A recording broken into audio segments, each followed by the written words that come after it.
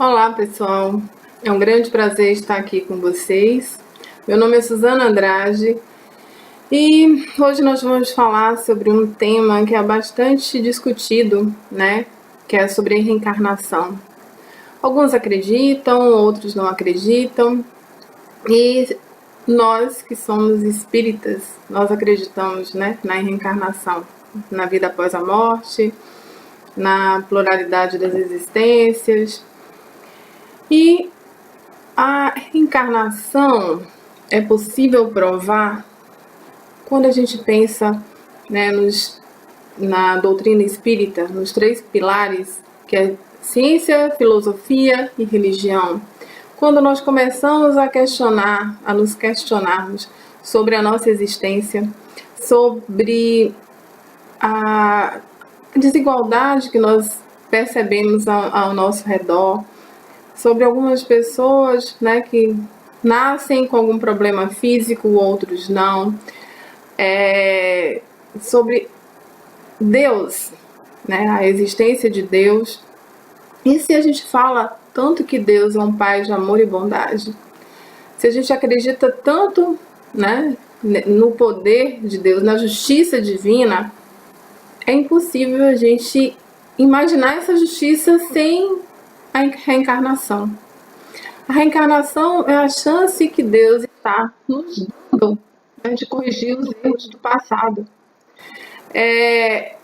A reencarnação é a nossa chance de melhorar. Por isso que nós estamos aqui, irmãos, para aprendermos mais. Cada vez que a gente aprende, a gente sabe da nossa responsabilidade, pois tudo aquilo que nós fazemos, tudo aquilo que nós plantamos, nós vamos colher, seja agora, seja em outra existência. Então, não tem como, eu não consigo imaginar uma única vida, uma única existência, né? Seria muito injusto aqueles que têm uma excelente vida, que nascem em berços de ouro, que nascem super saudável. E o que dizer daquelas crianças que nascem, né, com alguma deformidade física, com algum problema mental, e que algumas religiões falam que eles estão pagando o erro, né, dos pais, né, que eles estão pagando. É certo? A gente cometeu um erro, o nosso filho pagar? Isso é certo? É justo? Onde está a justiça divina? Não tem culpa do erro dos meus pais, que responsabilizar pelos meus erros, né? Então a reencarnação, ela é uma palavra que foi Kardec, né, quem inventou. Não existia a palavra reencarnação. Existia sim a reencarnação, mas sendo utilizada com outras denominações.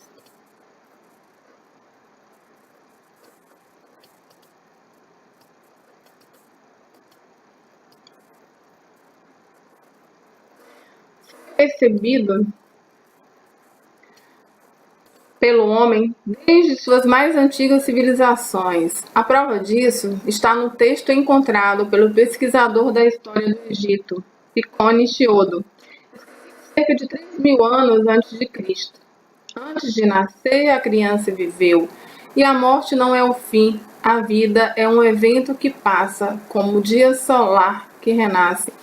Essa escrita estava, né, numa pedra e foi encontrada há mais de 3.000 anos antes de Cristo.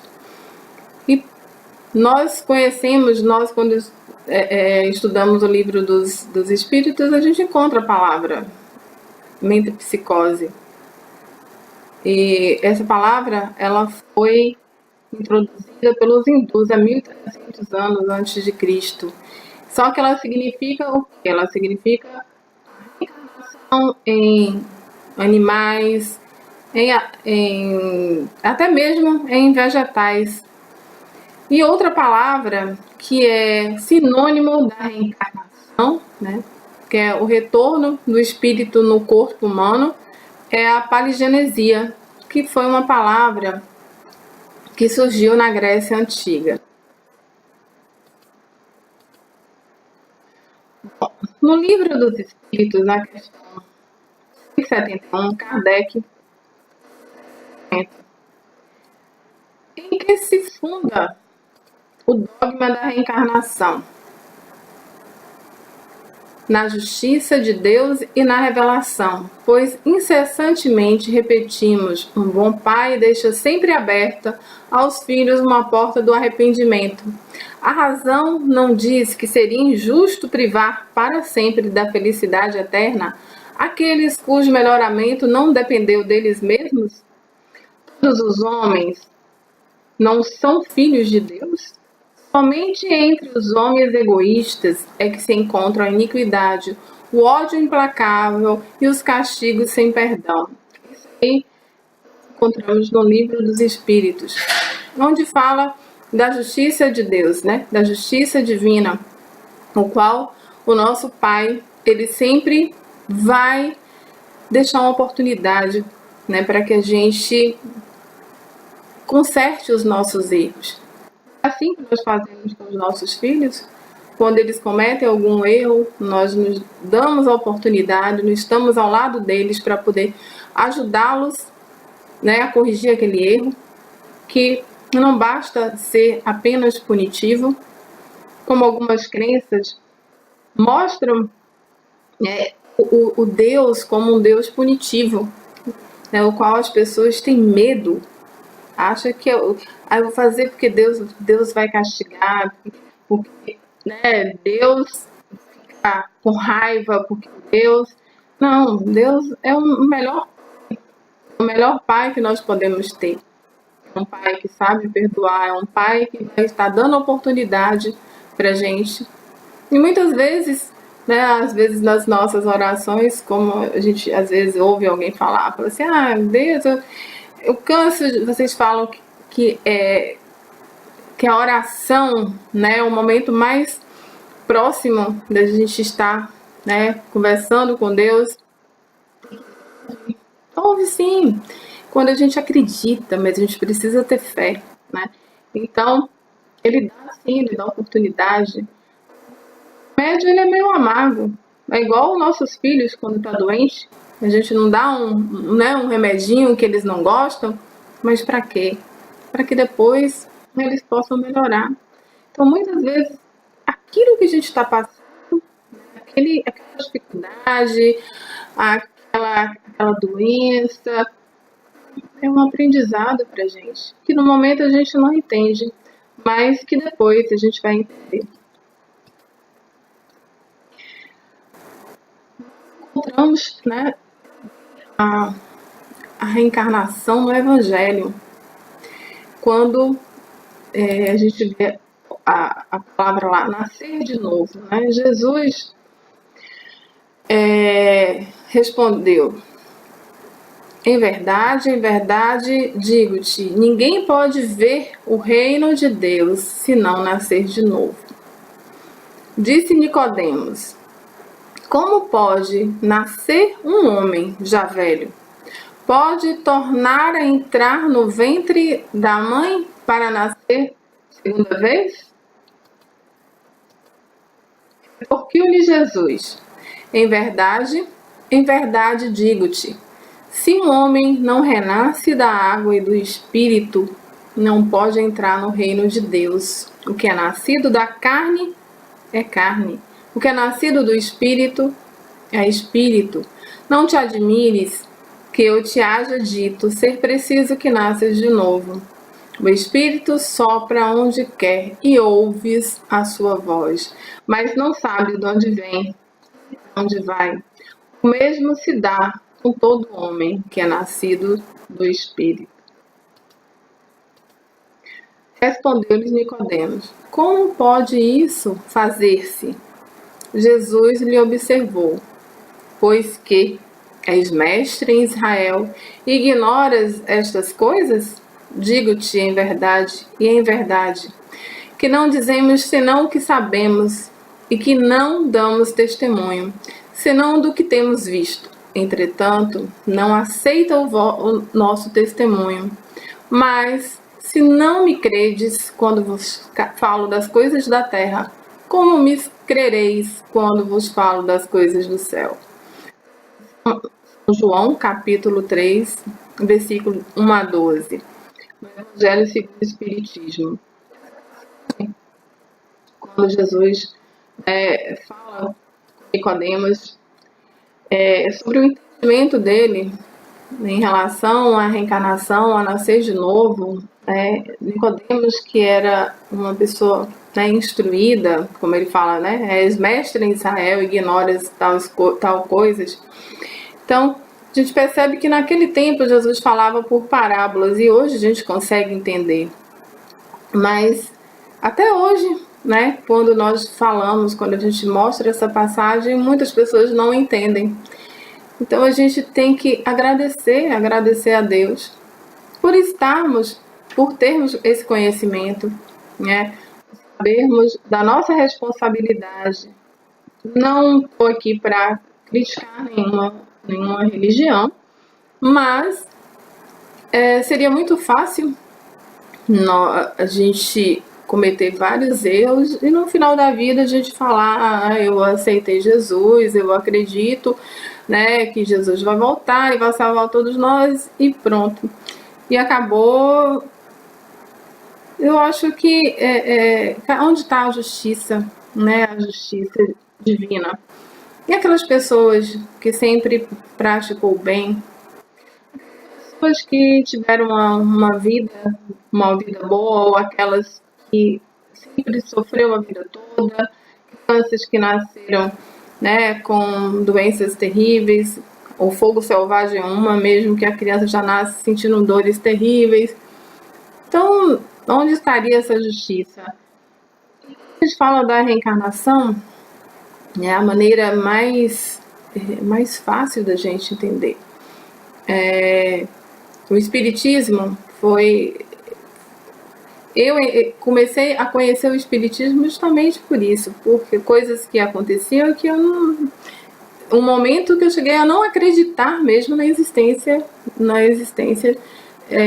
de Deus, Então, quando eu ganhei de presente um livro, e esse livro falava sobre as reencarnações, e contou até uma história de uma pessoa que fez muito mal em uma vida anterior, e que sofreu na vida seguinte, na reencarnação dele, pagando por aquilo que ele tinha feito.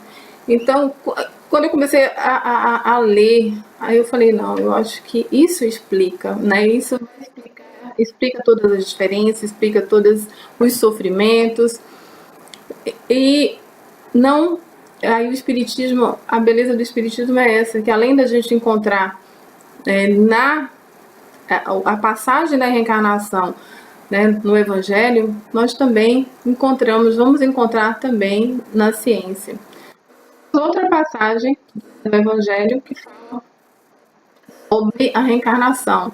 João Batista é Elias, que está em Mateus, capítulo 17, versículo 10 a 13, e Marcos, capítulo 18, versículo 10 a 12.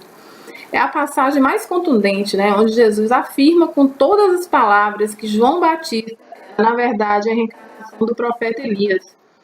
Viveu cerca de 900 anos antes de Jesus. Inclusive, Elias havia mandado, em sua época, decapitar os seguidores de falsos deuses.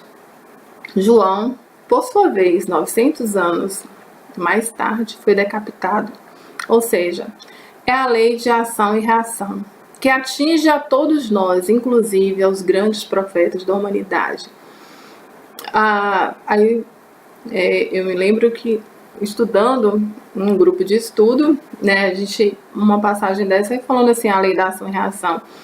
Então eu vou morrer da mesma maneira que eu, no caso, que eu fiz o mal, eu mandei decapitar, eu vou morrer decapitado. Eu mandei assassinar não sempre, nem sempre, mas tem casos que realmente acontece, como tem um livro que conta a história de uma pessoa que mandou colocar fogo numa casa, né, numa fazenda por conta de brigas, e que na reencarnação seguinte morreu dentro de um carro também, né, em chamas. Então, é sempre não, mas geralmente a justiça de Deus, ela é muito, né, ela é perfeita. Então, é só para mostrar que o que você, a lei da ação e reação. Então, não é Deus que está punindo, somos nós, né? São as nossas ações que fazem com que o retorno nosso é um retorno bom ou, né, um retorno ruim. A gente falou sobre, né, a filosofia, os questionamentos, falamos sobre passagens no Evangelho, falando sobre a reencarnação, mostrando que no Evangelho, né, Jesus falou sobre a reencarnação, né, sobre o nascer de novo. Agora nós vamos falar sobre as provas científicas da reencarnação, porque a doutrina espírita é uma religião que caminha junto com a ciência. Então, é uma fé raciocinada. Ninguém está aqui para impor nada, e sim para mostrar, para provar, né, a existência da reencarnação. Alguns, né, sobre as provas da reencarnação foram estudadas por Ian Friedman Stevenson. Ele foi um grande estudioso sobre reencarnações, né? Ele era graduado em medicina, professor de psiquiatria e diretor da divisão de estudos de personalidade, atualmente divisão de estudos da percepção, da Universidade de Virgínia. Ele dedicou mais de 40 anos à pesquisa da reencarnação e escreveu mais de 200 artigos e livros fundamentais sobre o tema. Então, Ian Stevenson, teve um papel muito importante na questão científica, né, da reencarnação.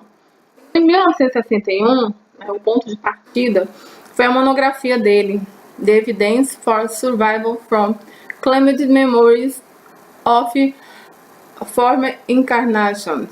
Então, são as evidências, né, sobre as reencarnações. São 44 casos publicados de vidas passadas. Ele fazia pesquisas com crianças entre 2 e 4 anos de idade que, nesse período, relembrava das vidas passadas. Principalmente as crianças, ele fez muitas pesquisas nas crianças da Ásia, né? E essa monografia rendeu um prêmio e foi publicado na American Society for Physical Research, né? Que a publicação foi chamada a atenção, né, da Lillian Garrett, cofundadora da Fundação de Parapsicologia. Ela era uma médium, mas ela não acreditava muito, não acreditava no espiritismo. Ela achava que aquilo que sentia era algo que estava no subconsciente, mas ela não queria muito acreditar no início sobre vida, né, vida após a morte, sobre reencarnação. Só que quando ela viu essa pesquisa, né, essa monografia de Ian Stevenson, ela se juntou a ele porque tinha um caso que ela queria que fosse investigado, né, de uma criança que se dizia ser uma outra pessoa na reencarnação, na vida passada. E essa criança, ela relatava detalhes.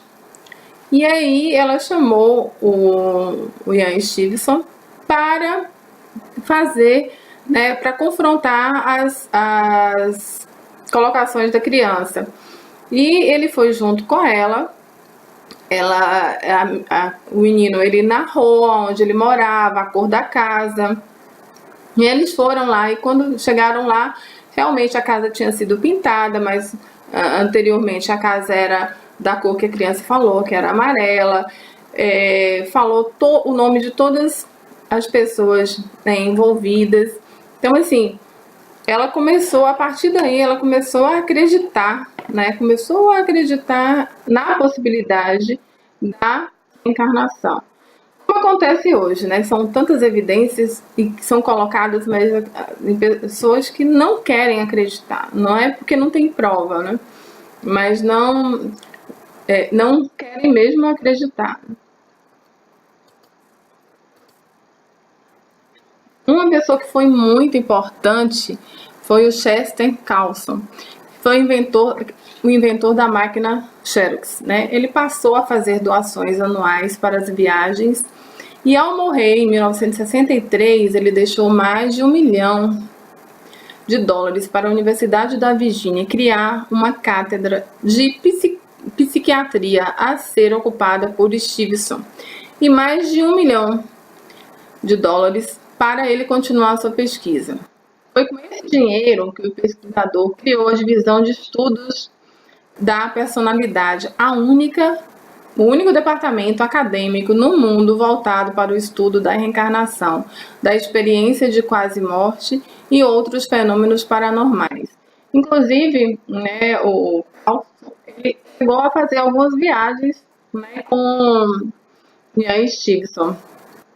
Ele fez nas férias, ele foi porque ele achava muito interessante, ele acreditava nisso, né? E alguns estudos, alguns casos que foram publicados no livro de Ian, um desses, o Carlson, ele participou, ele foi nas viagens, ele ouviu, participou dos interrogatórios de como Ian, ele fazia essa pesquisa, ele confrontava. Então, ele foi muito importante ter dado, né, esse dinheiro, esse valor, tanto para a universidade como um valor para que ele continuasse as pesquisas.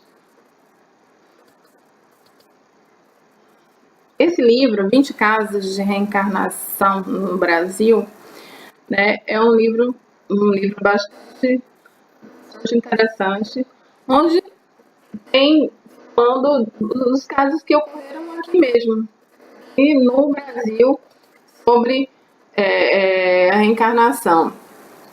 Aqui no Brasil, o Hernani Guimarães, né, ele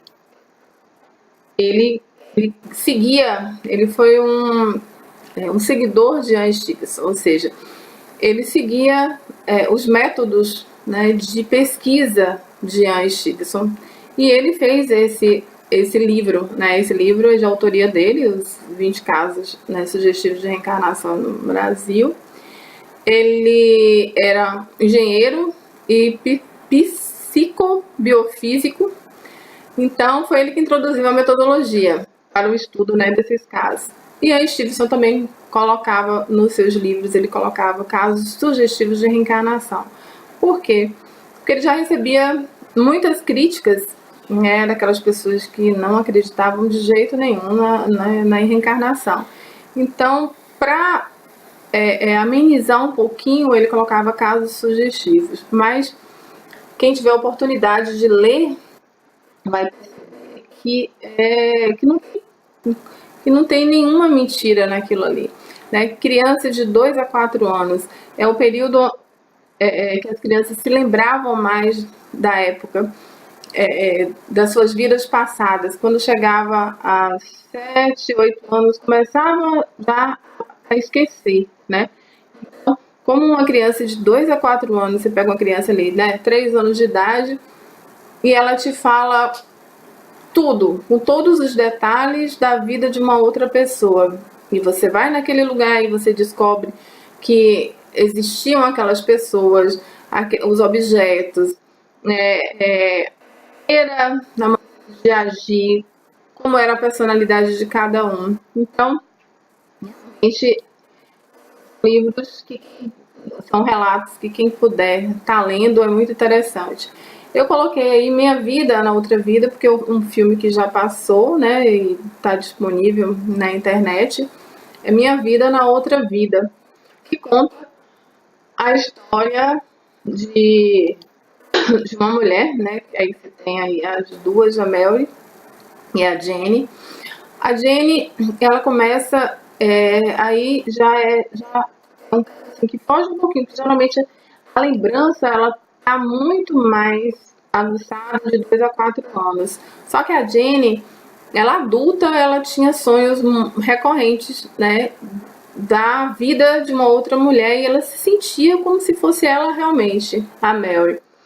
E aí, através disso aí, ela não conseguia mais ter paz, né? Enquanto ela não foi na cidade, e aí ela foi perceber quem era a Mary, ou seja, ela conheceu os filhos dela na encarnação passada. Então, quem puder, né, tá assistindo, é uma história bastante interessante e que prova, mais uma prova, né, que a reencarnação realmente existe, né, que é possível provar. Está aí para que as pessoas possam estar vendo, mas como temos outros casos, também está no livro, né, A Volta, a história de James Lenind.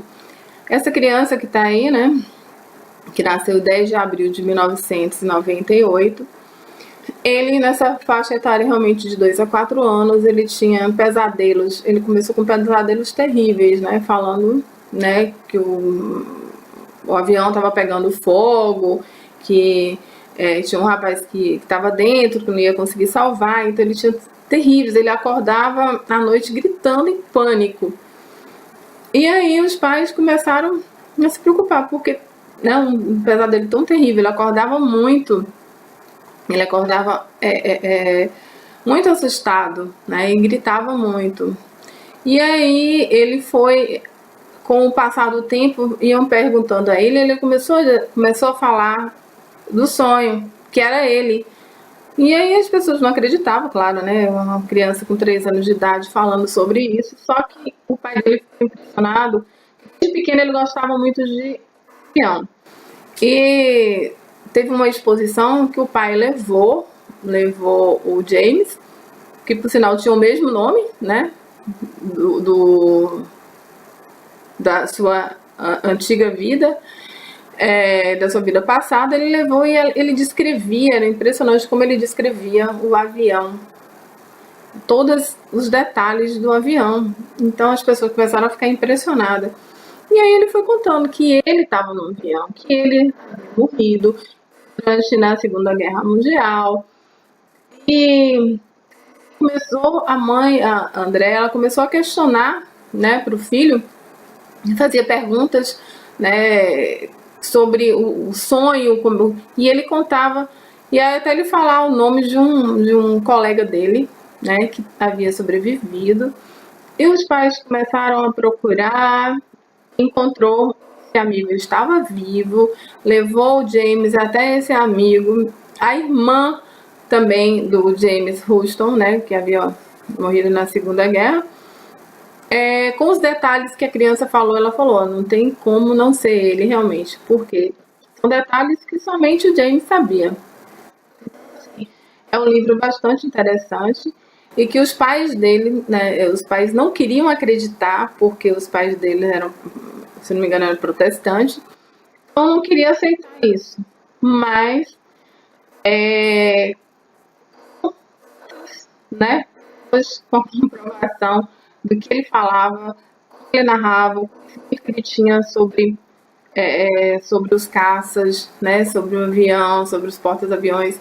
Então, levou realmente aos pais a acreditarem. E por isso que terminou surgindo o livro, né, uma pessoa soube da história e eles aceitaram fazer o livro, né, falando sobre a reencarnação de James Houston. E quando a gente fala, né, das crianças superdotadas, que hoje em dia, né, se usa muito agora crianças índigos, né? Então, que a gente fala assim, gente, não é possível uma criança, né, com tão pouca idade. E a gente nós que somos espíritas, a gente sabe que os conhecimentos nós levamos para outras vidas, nossas experiências, né? Nossos conhecimentos a gente não perde, a gente está aqui, cada vez a gente vai adquirindo mais conhecimentos. E no caso dessas crianças, o que a gente tem a dizer, né? Em outra vida, né, essas crianças já foram ou médico, pianista, né? Enfim, aquele conhecimento eles trouxeram para essa nova vida, para a nova reencarnação. O Acrides Jasval, né, faltou um L ali, ele nasceu em 23 de abril, né, na Índia. E com 7 anos de idade, ele fez uma cirurgia numa criança que havia queimado. Criança de 8 anos, queimou e ficou com as mãos, né, sem mexer. Eu vou passar um videozinho mostrando, que foi um, né, inédito, vou passar um vídeo para vocês verem as cenas, né, do Acrides fazendo essa cirurgia. Ele tinha apenas 7 anos quando chamaram ele na aldeia. Ele morava na aldeia na Índia e a criança, ela sofreu uma queimadura e os dedos ficaram colados. E ele se preparou para fazer a cirurgia dessa menina de 8 anos. Olha aí os dedos, né, como ficaram. E a habilidade dessa cirurgia. A cirurgia foi um sucesso e ele foi, né, convidado para estudar com 11 anos na Faculdade de Medicina da Índia. E logo depois ele foi para Harvard estudar. Ele, desde 5 anos de idade, ele já sabia ler, ele lia livros, né, tratados de medicina. E o sonho dele, uma entrevista que ele fez na Oprah, ele falou que o sonho dele é conseguir descobrir a cura para o câncer e para a AIDS. E ele está recebendo, e graças a algumas instituições que estão fazendo doações, para que ele possa fazer essa pesquisa, né? Ele está fazendo, hoje ele tem 24 anos, e ele está fazendo uma pesquisa para descobrir a cura da AIDS e do câncer. Então, assim, é uma história muito interessante. Ele já sabia, desde de pequeno, ele conseguia ler tudo, ele tinha uma memória fotográfica, né, incrível. Então, são essas crianças que hoje em dia falam que são crianças índicos, né, que a gente chamava, alguns ainda chamam de crianças superdotadas. Outro exemplo é o Nitin Bortnick. Ele nasceu em 24 de dezembro de 2000 nos Estados Unidos. Essa criança, com 3 anos, ele fazia composição de música clássica e tocava perfeitamente. Então ele sempre estava, sempre era convidado, né, por grandes artistas para poder fazer shows. Ele, desde 3 anos, toca piano perfeitamente. E é um outro caso, né, de crianças superdotadas. O tema, né, reencarnação é possível provar. Se vocês viram no início, tem um livro realmente que é esse tema. Foi com base nesse livro que eu passei para vocês essas informações. E é um livro interessante, um livro pequeno, mas é muito fácil, né, para vocês estudarem, para vocês darem uma lida. E para encerrar, eu coloquei uma mensagem de Chico Xavier. Gente há que desencarna imaginando que as portas do mundo espiritual irão se lhes escancarar. Ledo engano. Ninguém quer saber o que fomos, o que possuímos, que ocupávamos no mundo. O que conta é a luz que cada um já tenha conseguido fazer brilhar em si mesmo. Então, meus irmãos, a mensagem é essa. essa mensagem. Possamos refletir, não é a única vida, que temos outras vidas, né? E a nossa responsabilidade, somente enquanto espíritas, que sabemos que existe a reencarnação, que temos a responsabilidade, né, de propagar o bem, de mostrar, de levar a nossa doutrina, né, que é de paz, de amor, de justiça, que as pessoas possam entender que são responsáveis por aquilo, pelo sofrimento delas, pela alegria, né, por tudo. Então, aquilo que a gente faz aqui, o que a gente vai fazer de bom, o que a gente vai levar. O que a gente tem, não vamos levar, né? Nós não vamos levar bens materiais. Então, vamos pensar que até na outra reencarnação, a gente pode, se a gente está aqui, a gente tem que usufruir o melhor, né? O melhor para nós, amar o próximo como a nós mesmos, né? Amar a Deus acima de todas as coisas, fazer o bem, né? Aquelas pessoas que querem o nosso mal, o que a gente tem que fazer? A gente tem que pedir a Deus, né? Orar para que essas pessoas possam, né, melhorar, não desejar o mal, saber perdoar é difícil, mas é um exercício que a gente vai fazendo a cada dia. Então, essa é a mensagem, né, final, para que a gente possa refletir e que nós possamos estar aqui outras vezes, né, falando sobre a doutrina, temas da doutrina espírita, que é uma doutrina de amor, uma doutrina de paz, uma doutrina que faz com que a gente seja responsável, né, pelos nossos atos, e por isso mesmo, como a gente sabe que o que a gente vai plantar é o que a gente vai colher, então a gente procura cada dia, né, sermos pessoas melhores. E que a paz, né, de Jesus, do nosso Mestre, possa invadir a casa de vocês, que a energia, que essa luz maravilhosa, que o nosso Mestre possa estar entrando nos nossos lares. Muito obrigada. Até a próxima.